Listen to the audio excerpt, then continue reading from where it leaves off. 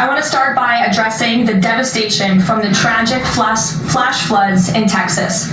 Moments ago, the Department of Homeland Security provided an update that 91 innocent souls have now perished. Everyone here at the White House, including the President of the United States, is praying for the victims' families and friends during this unimaginable time. President Trump swiftly signed a major disaster declaration for Kerr County, Texas, to ensure our heroic first responders have every resource they need in the relief and recovery efforts. Secretary of Homeland Security Kristi Noem traveled to Texas over the weekend, and the entire Trump administration is working hand in glove with state and local officials to provide every assistance available. The situation on the ground remains dangerous, and there could be additional public safety threats with potential incoming heavy rain. So we encourage everyone in the area to remain vigilant, listen to all warnings, and respond accordingly. Unfortunately, in the wake of this once-in-a-generation natural disaster, we have seen many falsehoods pushed by Democrats such as Senator Chuck Schumer and some members of the media. Blaming President Trump for these floods is a depraved lie, and it serves no purpose during this time of national mourning. Here are the facts. In the lead up to this tragic natural disaster, the National Weather Service did its job. Despite unprecedented rainfall, the National Weather Service executed timely and precise forecasts and warnings. On July 3rd, the National Weather Service office in Austin, San Antonio, Texas, conducted forecast briefings for emergency management in the morning and issued a flood watch in the early afternoon. Flash flood warnings were also issued on the night of July 3rd and in the early morning of July 4th, giving preliminary lead times of more than 3 hours before flash flooding conditions occurred. And the National Weather Service office in New Braunfels, which delivers forecasts for Austin, San Antonio, and the surrounding areas, had extra staff on duty during the storms, despite claims of the contrary. So to any person who has deliberately lied about these facts surrounding this catastrophic event, you should be deeply ashamed. At this time, the administration's focus will be on giving the victims and their communities the support they deserve during these recovery efforts in this tragic time. May God bless the great people of Texas, especially the parents who have lost their children. President Trump loves you. We are praying for you, and he will be traveling to see you later this week. Moving along to some further scheduling announcements. Tonight, President Trump will host the Prime Minister of Israel, Benjamin Netanyahu, for dinner, where they will discuss the positive developments taking place in the Middle East region. Tomorrow, the President will host his 6th cabinet meeting of his 2nd term. Many of you will be invited to cover that. And on Wednesday, the President will host leaders from 5 African nations for lunch in the state dining room. In other news, after the historic signing on the South Lawn of the White House on the 4th of July, President Trump's One Big Beautiful Bill is now the law of the land. Republicans in Congress met the once-in-a-generation moment and codified the Make America Great Again agenda into law. After this monumental achievement, no other president in modern history has worked harder and faster to fulfill their campaign promises than Donald Trump. The One Big Beautiful Bill will get the United States of America firing again on all cylinders. It's safe to say that over the past few weeks, the president has delivered on many, many wins. For the 4th month in a row, jobs numbers beat market expectations with nearly 150,000 good jobs created in the month of June. The American economy has now added nearly 700,000 jobs since January 2025, with American-born workers accounting for all job gains.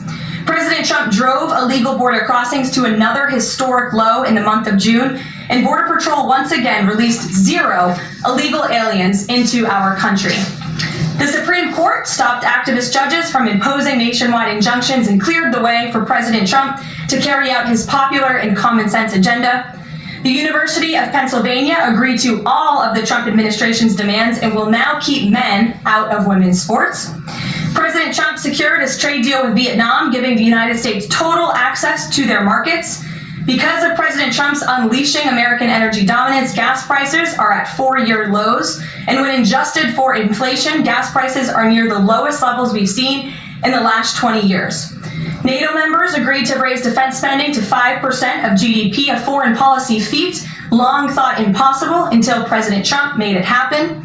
The Operation Midnight Hammer obliterated Iran's nuclear capabilities, taking out this imminent national security threat not just to the United States, but to the entire world. The president secured a ceasefire between Israel and Iran, ending the 12-day war. The president brokered a historic peace agreement between Rwanda and the Democratic Republic of Congo.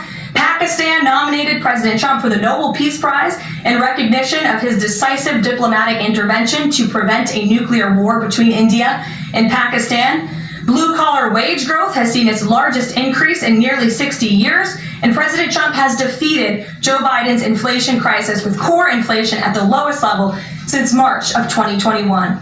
And just about all of that has happened in the last 3 weeks, and I know you all know it because you've been very busy here covering it along with us. So with that, I will take your questions today as we kick off another very busy week here at the White House. We'll lead with our new media seat, Brian Glenn, who is, of course, very present in this briefing room. He's put in a lot of hours covering this president, so we're glad you finally have a seat today. Brian, go ahead. It feels great to sit down. Thank you very much. I want to go back to the hurricane. You said that President Trump is scheduled to go to Texas later this week. Can you speculate on what day and what he has plans? Sure. The White House is currently arranging those travel plans. We hope that it will be later this week, likely on Friday, but of course we want to do it at the most appropriate time on the ground for state and local officials. We don't want to interrupt the recovery efforts, but we're planning tentatively for a Friday trip, and when that becomes final, we'll let all of you know, as we always do. And you gave a little bit of reaction earlier, but the National Weather Service, the union, actually publicly stated they had an adequate staff on hand to forecast and predict the storm. You shared your thoughts earlier on how the way the left has really weaponized this to blame the deaths in Texas on Trump. I'm going to comment on that again. Yeah, I just do think those comments are depraved and despicable, especially when so many Americans are mourning the loss of their children. The National Weather Service, as I said, did its job. Many experts, many meteorologists have said that. Many of you in the media, in all fairness, have said that as well. Unfortunately, not all. And many Democrat elected officials are trying to turn this into a political game, and it is not. This is a national tragedy, and the administration is treating it as such. We know the National Weather Service provided early and consistent warnings. They gave out timely flash flood alerts. There were record-breaking lead times in the lead up to this catastrophe. There is ongoing flood monitoring, and these offices were well staffed. In fact, one of the offices was actually overstaffed. They had more people than they need. So any claim to the contrary is completely false, and it's just sad that people are pushing these lies. Let me just get one more. Sure. Kind of a little bit of breaking news. The Department of Homeland Security moving to end the TPS status on Honduran and Nicaraguan migrants. Yes. Any plans to adding additional countries that you could be targeting? Just a reaction. Sure. Well, I won't get ahead of the Department of Homeland Security on additional countries, but as you pointed out, they did end temporary protective status for Nicaraguans and Hondurans in this country because TPS, temporary protective status, is temporary by definition. It is not meant to be a permanent path to residency or citizenship here in the United States of America. It was originally granted to Nicaraguans following a natural disaster in 1999. That doesn't sound very temporary to me. And as well as Hondurans in 1999 after the impact of Hurricane Mitch in 1998. And so this administration is doing what it promised to do. And if individuals from these countries want to come here, they have a legal pathway to do it, but temporary protective status was never meant to be permanent. The previous administration abused this status and this parole program, essentially treating it as such, and we're not going to tolerate that any further. Thank you, Brian. Megan. Secretary Besson said yesterday that countries will boomerang back to the April 2nd tariff level starting August 1st. Why did the president decide to have those tariffs not take effect Wednesday as originally scheduled? And I was also wondering if you could share, obviously we saw the letters the president sent out on Japan and South Korea, but if any other major U.S. trading partners are getting letters today. Sure, yes, I can confirm. In fact, I have those letters. If you could get me the folder with the letters in them, Liz, they're right in the previous office. I have the signed letters that went out to both South Korea and Japan today. And there will be approximately 12 other countries that will receive notifications and letters directly from the President of the United States. And weeks ago, I stood at this podium and I told all of you that the President was going to create tailor-made trade plans for each and every country on this planet. And that's what this administration continues to be focused on. The president will also sign an executive order today delaying the July 9th deadline to August 1st. So the reciprocal tariff rate or these new rates that will be provided in this correspondence to these foreign leaders will be going out the door within the next month, or deals will be made. And those countries continue to negotiate with the United States. We've seen a lot of positive developments in the right direction, but the administration, the president, and his trade team want to cut the best deals for the American people and the American worker. That's what they're focused on. And in the effort of transparency, these letters will continue to be posted to Truth Social, so you can enjoy them yourself. Go ahead. Thanks, Caroline. Just about the visit of Prime Minister Netanyahu today, we're just wondering why that is not open to the press. I mean, previous visits by him, we've had Oval Office press conferences. Does that reflect somehow the kind of sensitivity of this particular visit? No, they're having a private dinner. There's many important matters that are obviously ongoing in the region, as you know. The utmost priority for the president right now in the Middle East is to end the war in Gaza and to return all of the hostages. Also, as you know, there was a ceasefire proposal that Israel supports that was sent to Hamas, and we hope that they will agree to this proposal. We want to see all of the hostages released. That's on the top of the president's mind, so that will be discussed, as well as the many other positive developments we've seen in the Middle East. I want to go back to the trade deals. As you see, we have these beautiful letters that the president has signed. This one is to the President of the Republic of Korea, original signature on that, and these will be mailed. And then here we also have another letter to the Prime Minister of Japan as well. Both countries will be receiving a 25% tariff rate effective on August 1st. Go ahead. Thank you so much. You said it, and the president said it many times, you want to see an end to the war in Gaza. Will he give guarantees during this 60-day period of ceasefire that actually the war will end? Because this is a sticking point with Prime Minister Netanyahu, and I'm wondering if they see eye to eye on this point. And how do you see the next day? What the next day in Gaza will look like? Look, right now the president is focused on today and to get the Hamas to agree to this ceasefire. I don't want to comment on the details of the arrangement out of respect for these negotiations, but an agreeable and appropriate ceasefire proposal has been sent to Hamas. And I can also tell you Special Envoy Witkoff intends to travel to Doha later this week, where he will continue to engage in these discussions. And the Qataris and the Egyptians have been incredibly helpful partners in mediating these negotiations and discussions to bring peace to this region and end this conflict once and for all. Kristen. Two questions. Thank you, Caroline. Sure. The first question is President Trump reconsidering his plan to phase out FEMA, given what officials have said is their critical role on the ground now in Texas? Look, the president wants to ensure American citizens always have what they need during times of need. Whether that assistance comes from states or the federal government, that's a policy discussion that will continue.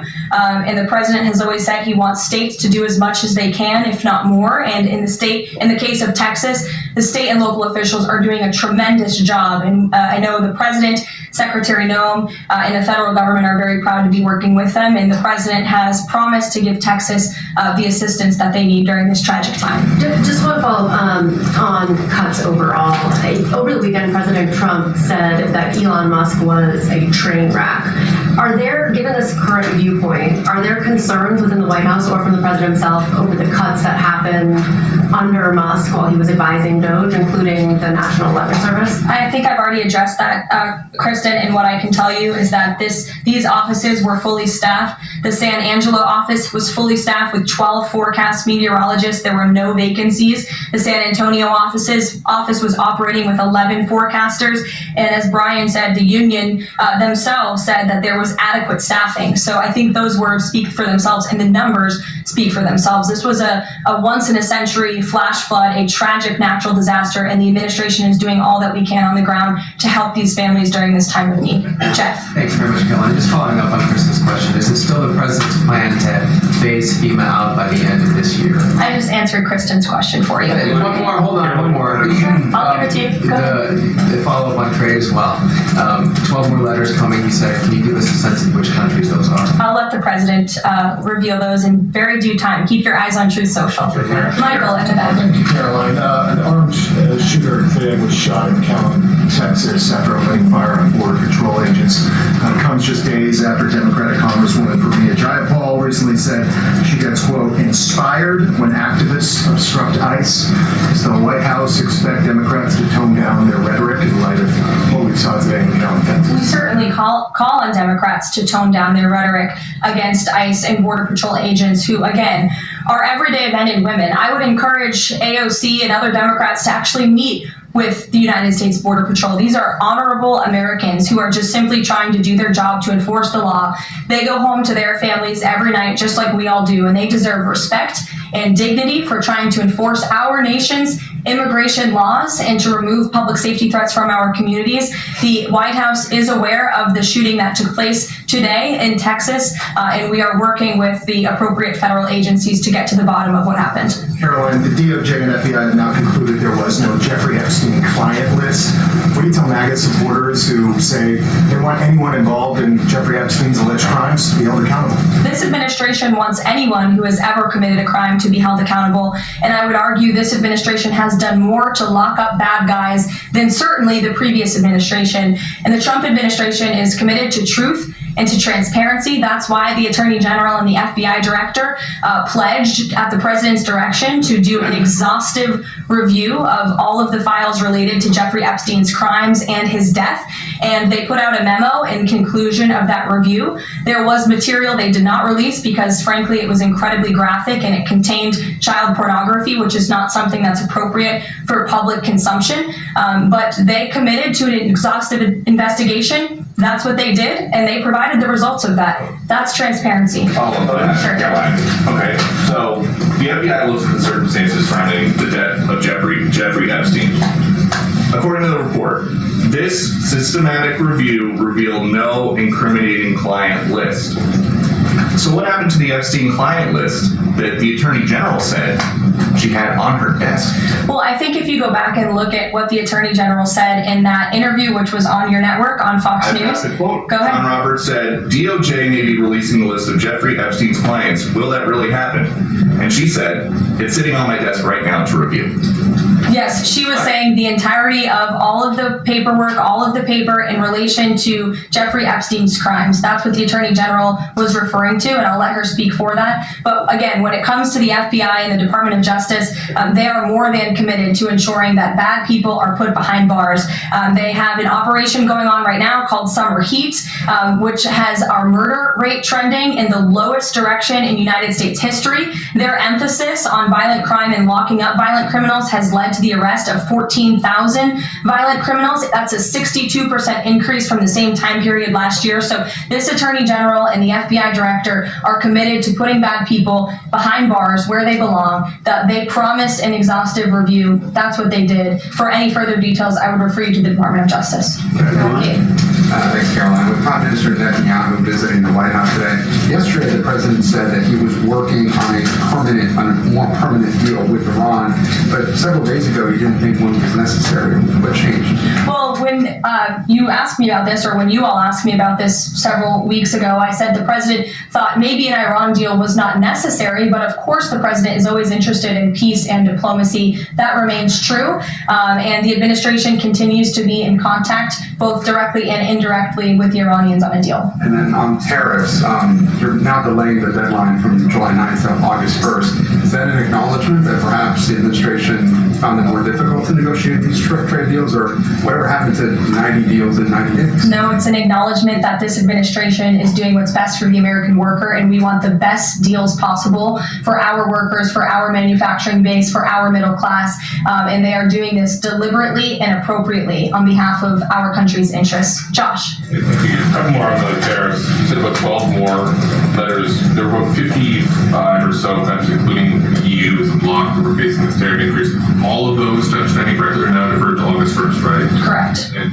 on the 12, what happens with the remaining, whatever it would be, 40 So just 12 today. There will be additional letters in the coming days. So all of them are going to get a letter at some point. Correct. Okay, and can you tell me why he decided to start with South Korea and Japan? Did they annoy him?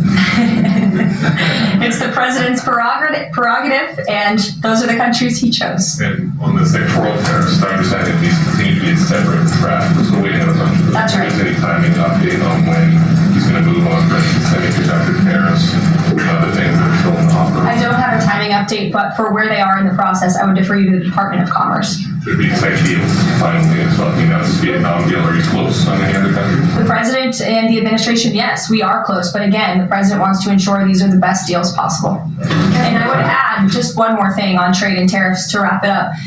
Look at the extensive work this president has put into cutting these good deals and doing what's right for the American worker. He is literally looking at the map and looking at every country on the planet and seeing where they are ripping off the American people, seeing where they have hollowed out our industrial base, seeing where our jobs have gone to other countries overseas because of their tariff policies, and he's trying to correct that. So this is decades of bad trade policy that has led to a deficit that is ravaging our country, that is ravaging our middle class, and the president is taking a very deliberate approach to correcting this wrong of many decades, of many past presidents. And so I think he should be commended for the time and the effort that he is putting into this. And the fact that he has announced a framework with China, a trade deal with the United Kingdom, a trade deal with Vietnam, and many others to come in just a matter of 6 months is truly historic, and it's a testament to this president and his trade team who are working around the clock to get this done.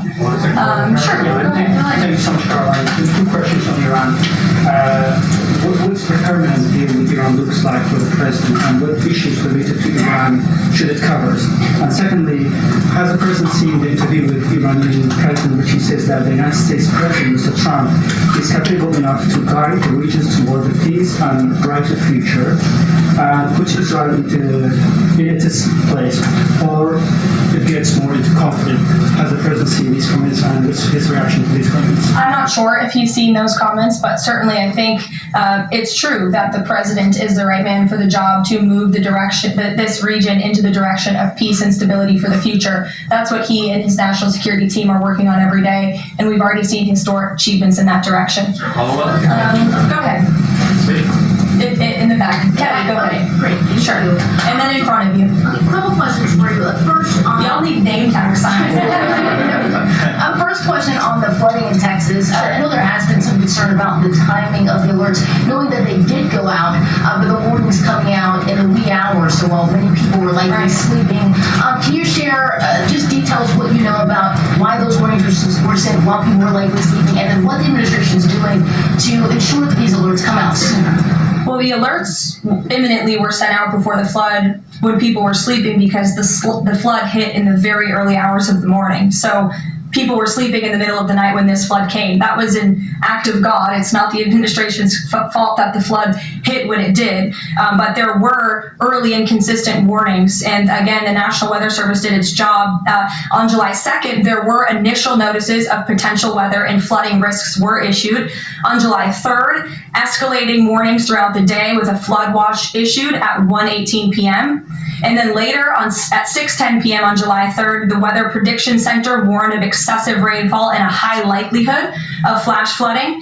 6:22 p.m. July 3rd, National Weather Center issued a hydraulic warning, highlighting considerable flooding risks, including in Caraval County. And then there were the timely flash flood alerts at 11:41 p.m., 1:14 a.m., and then another flash flood emergency warning issued at 4:03 a.m. just before the flood hit. So those were all of the warnings that went out to the affected area and region. Go ahead. Question on education funding for Thank you states very and much. I local appreciate it, districts. Caroline. Two questions for you related to the Prime Minister's visit today. Number one, there's a report circulating that the Gaza Humanitarian Foundation provided a proposal to the White House to build these so-called humanitarian transit areas inside and outside of Gaza. The GHF is insisting it has nothing to do with that proposal. Can you shed any light on whether the White House has received such a proposal, and if so, from whom? I'm unaware if a proposal from the Gaza Humanitarian Foundation was sent to the White House. I haven't seen it, but I can ask our National Security Council. And also a document circulating that the White House is prepared to lift the Foreign Terrorist Organization designation from HTS, the group of President al-Shara in Syria. Can you confirm that that's taking place? Again, I haven't heard that, or I'm not aware of that action taking place. As you know, we did lift particular sanctions on Syria, but we did leave them on for particular terrorist groups. If that has changed, we will, of course, let you know if there's a change in policy, but I'm unaware of one at this time. Go ahead.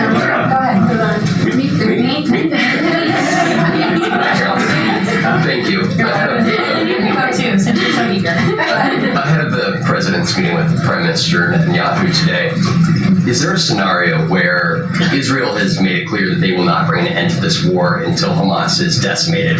And the president just 5 months ago suggested a potential takeover of Gaza. Is there a situation where tonight the two men will change their posture, and in the scenario that Hamas turns over the remaining hostages, that the war could come to a permanent end, and that they will seek that under that scenario that they would essentially try to bring this war to a permanent end beyond just that 60-day ceasefire? Again, you're putting a hypothetical situation in the air, so I don't want to comment on that out of respect for these ongoing negotiations and discussions that are taking place. But as for the takeover of Gaza, I don't believe the president ever said that. I think he discussed a rebuilding of Gaza once this war is over. This has become an uninhabitable place for human beings, and the president has a big heart. He wants this to be a prosperous, safe part of the region where people and families can thrive, and there will be a need for a real rebuilding effort when the time comes. But right now we need to end this war, and we need to bring all of the hostages home.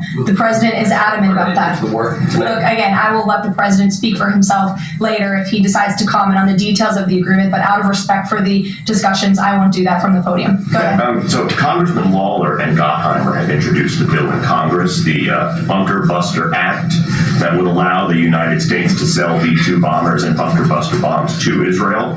Is that something the president would support? Well, I don't know if the president's aware of the Bunker Buster Act, but I will ask him and see what his opinion on that is. I'm not sure. Thank you. Thank you, Caroline. Building off of the question earlier about the shooter in Texas who targeted ICE, Axios reported today, I believe, that Democrat lawmakers were saying their constituents are calling on them to be more violent when they go to ICE facilities, including, I believe, they want them to shed blood, and that they said that Democrat lawmakers should be willing to get shot themselves. Can you respond to that, and do you have concerns that any of these lawmakers might act on the wishes of their constituents? It's hard to believe anyone with morals in this country or decency would say such a thing. Obviously, the White House condemns that rhetoric, and we condemn violence of any kind. This administration is simply trying to enforce our laws, and we must be a nation of law and order. You cannot simply waltz across our border and live here illegally and expect to stay. We are going to enforce our nation's laws, and the men and women who are doing that are doing so in a respectful way. They are doing so within the confines of the law, and they are just trying to do their jobs. And we condemn any violence or any calls for violence of any kind against any American. Thank you, Caroline. I wanted to ask you if... I was not calling on you, but you can go ahead. That's fine. There's a lot of people in here today. President Trump already saw the letter that the Colombian president Gustavo Petro sent him, apologizing for his comments a few weeks ago, suggesting that there was an involvement from the U.S. government in an alleged coup d'etat in Colombia. And Secretary Rubio recalled the U.S. Charter d'Affaires in Colombia. Did President Trump saw that letter, and what do you think about the comments from President Petro suggesting that the U.S. has some kind of involvement in a coup? I'm not sure if the president has seen that letter, but I can check with him and the National Security Council. We will get you a response if you follow up with my team. We will find out for you. Sure. Go ahead. Thank you, Caroline. Iris, go ahead. Thank you, Caroline. Thank you, Caroline. On two topics. First, I love how excited everyone is on Monday. Yes, Raquel, you can go ahead. On two topics. First, tariffs. The president announced last night that any countries aligning themselves with the anti-American policies of BRICS will be charged with an additional 10% tariff. Can you tell us more details on that? What specific policies is the president talking about here? What policies should countries stay away from to avoid being subject to additional tariffs? Sure. Well, the president feels, generally speaking, that BRICS is seeking to undermine the interests of the United States. It's the president's utmost responsibility to put the interests of the United States first. That's how he views his job as president. So he's going to ensure that America is fairly treated on the world stage, and he'll take any action necessary to prevent countries from taking advantage of the United States and our people. Raquel, go ahead. Illegal immigrants. Our Tom Homan told us this morning that ICE will have to arrest 7,000 illegal immigrants every day for the remainder of this administration to just catch the ones that were let in during the last administration. I'm wondering what the new resources and manpower, of course, given by the Big Beautiful Bill, which of course opens the door for ICE to hire additional 10,000 agents and officers. What's the administration's expectations now for daily arrest numbers going forward in upcoming months? Sure. I'll let the the Secretary of Homeland Security and her department speak on what they're looking for in terms of daily numbers. What I can tell you is I receive the daily reports each morning, and ICE is out there doing the jobs that they swore an oath to do, and they are removing public safety threats from our communities every day, and our country is becoming a safer place because of their efforts. And the One Big Beautiful Bill that is now law will give significant resources to ICE and Border Patrol to continue the tremendous work that they are already doing. And I think every American who wants to live in a safe neighborhood should be grateful for their efforts. Thank you, Caroline, so much. Raquel, and then I can go to you. So much. And then you, Dr. Harper. Thank you, Caroline. It's a follow-up on the BRICS question. So does President Trump believe that the BRICS are getting stronger or trying to isolate the United States? And how close is he in monitoring this summit that is taking place in Brazil right now? He's closely monitoring it, which is why he put out a statement himself. He does not perceive these countries as growing stronger. He just perceives them as trying to undermine the United States' interests, and that's not okay with him, no matter how strong or weak a country may be. Go ahead. Yes, go ahead. As promised, yes. Go ahead. Does Trump have a vision for post-war Gaza? You mentioned, he's talking about now the ceasefire. Does he support permanent or temporary Israeli presence in the Gaza Strip? Does he continue to see a continued role for the Gaza Humanitarian Foundation to continue to operate in the Gaza Strip? Well, as you know, because we've talked about it before, the president has directed aid to be moved into the region, and that has been taking place. You've actually seen people in the Gaza Strip yelling out, "Thank you, Trump," for the aid and for the meals that they have received, because the previous administration never did that for some reason. But this president, again, wants to see peace and stability in the region. So as I outlined previously, he views this part of the region as having a real chance of being peaceful and prosperous. But again, we need to end this war. We need to get all the hostages home, and Hamas needs to accept this proposal in order to do that. Dr. Harper. Dr. Anthony Harper with a non-Christian usage. Thank you for taking my questions. Given the nature of the Palestinian Authority, with their pay to slay, teaching Jew hatred to children, corrupt leaders, and no elections for 19 years, who does President Trump support to govern Area A and Area B to prevent Hamas from ruling? And what is President Trump's position on Israeli sovereignty? Sure. Well, the president believes Israel, of course, has a right to defend itself. As for the first part of your question, you're getting ahead, Dr. Harper. As I told you, the president wants Hamas to accept this proposal right now. He wants to see peace in this region, and he's committed to doing that. Sean. Hey, Caroline, can you just please walk us through the decision to halt the supply of weapons to Ukraine at a time when Russia is really hitting Ukrainian cities and civilians? Was that the president who decided that, or did the Pentagon do it without his approval? No, neither of those things are true. I'm happy to walk you through it. This was a standard review by the Pentagon of all weapons and all aid and all support that the United States is providing all countries and all regions around the world, not just Ukraine. When the Secretary of Defense took office, he directed the Pentagon to conduct this review to ensure that everything that's going out the door aligns with America's interests. So it's a pause to review to ensure that everything the Pentagon is pushing out there is in the best interest of our military and our men and women in uniform. Fred. Two questions on Israel. You suggested that Hamas is the impediment currently to a ceasefire. So if not a ceasefire deal, then what does the president hope to achieve with tonight's dinner with the prime minister? Again, you guys are getting around to a lot of hypotheticals. I don't want to get ahead of the president, but there are many other issues to discuss with Prime Minister Netanyahu tonight related to the region and just the entire world. So this will be a dinner to talk about Operation Midnight Hammer, which was incredibly successful, to talk about peace in Gaza and ending that conflict, as well as many other topics of discussion in relation to Israel and the United States. Go ahead. Thank you, Caroline. Given the fact, this is on the trade letters, given the fact that the president put into effect the tariffs on April 2nd, and then put the pause into place.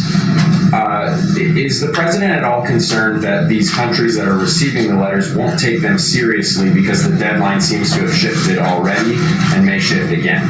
They will take the letters seriously because they have taken the president seriously. And that's why the president's phone, I can tell you, rings off the hook from world leaders all the time who are begging him to come to a deal. And this administration is working hard to ensure those deals are in the best interest of the American people. And this delay, again, is in the best interest of the American people. And you all will continue to see these letters released on the president's Truth Social, and we will see you all later. Thank you, guys.